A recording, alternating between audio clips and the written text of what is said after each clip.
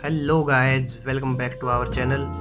और जैसा कि आपने पिछले व्लॉग में देखा, हम उज्जैन आए हुए हैं और अभी आप लोगों को हम दिखाते हैं मंगलनाथ मंदिर। यहाँ आकर हमने इसके बारे में स्टडी किया तो पता चला कि ये एक बहुत ही प्रसिद्ध मंदिर है।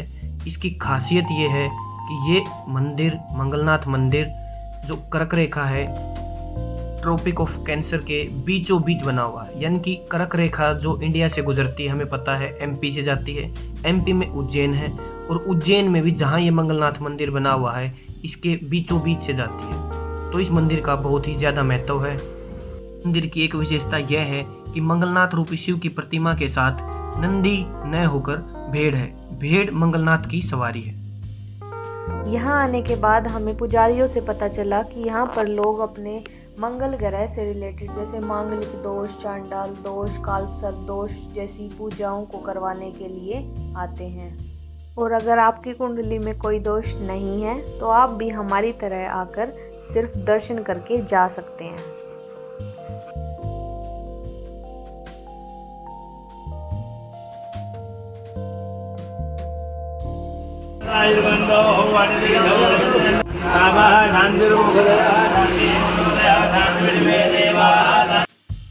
यह है उज्जैन की फेमस रिवर शिप्रा रिवर।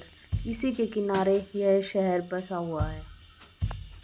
अब आपको ले चलते हैं काल भैरव मंदिर। अगर आप उज्जैन आते हैं तो प्रसिद्ध 3 मंदिर हैं: काल भैरव मंदिर, मंगलनाथ मंदिर और महाकालेश्वर मंदिर। मेन मंदिर यही हैं, बाकी छोटे छोटे मंदिर कई सारे हैं।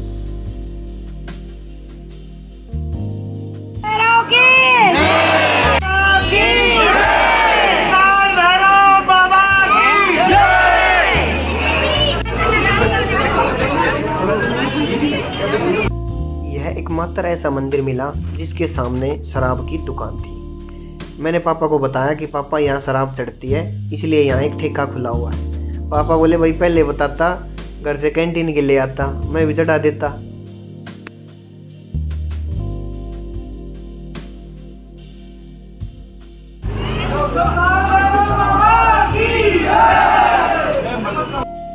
अब हम आ गए हैं श्री गढ़ कालिका मंदिर। यह एक माता का मंदिर है। यहाँ भी हजारों श्रद्धालु आपको देखने को मिलते हैं।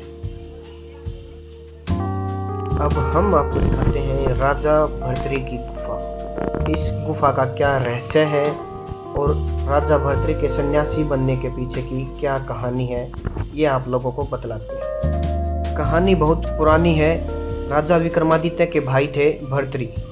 भर्तृ विक्रमादित्य से बड़े थे तो राजपाट संभालते थे। एक बार भर्तृ के दरबार में गोरखनाथ जी आए और गोरखनाथ जी की उन्होंने अच्छी तरह से सेवा की। उससे प्रसन्न होकर गोरखनाथ जी ने उनको एक फल दिया और उनको वरदान दिया कि आप हमेशा जवान बने रहेंगे अगर इस फल को आप खा लेंगे। लेकिन राजा भर्तृ अपनी पत्नी पिंगला से अति प्रेम करते थे, उन पर बहुत ज़्यादा मोहित थे। उन्होंने वो फल पिंगला को दे दिया। लेकिन पिंगला किसी और से प्रेम करती थी। वो उसके राजा के दरबार का एक कर्मचारी था, लेकिन वो कर्मचारी किसी वैश्या से प्रेम करते थे। तो पिंगला ने वो फल कर्मचारी को दिया और कर्मचारी ने वो फल किसी वैश्या को दे दिया।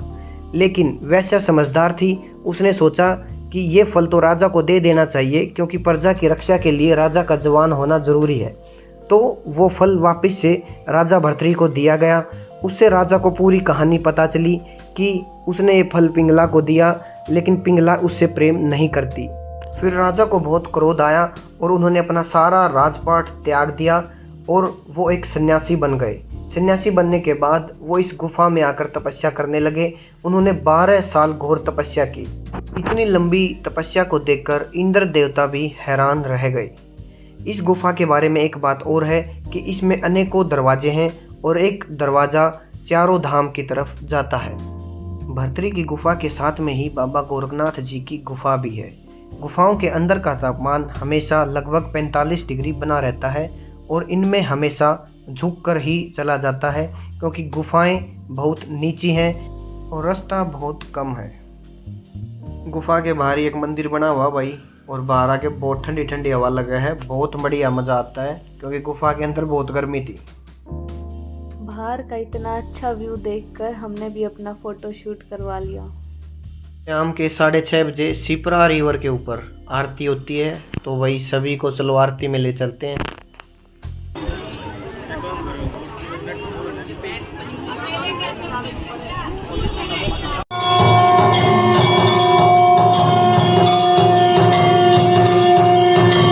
अभी सब लोग आरती करते रहिएगा। अभी आरती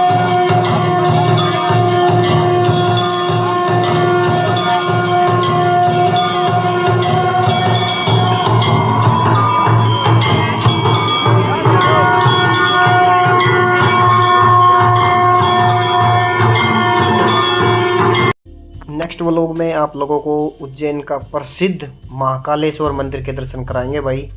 हमारे साथ बने रहिए और अगले व्लॉग का इंतज़ार कीजिए। तब तक बाय बाय, टेक केयर।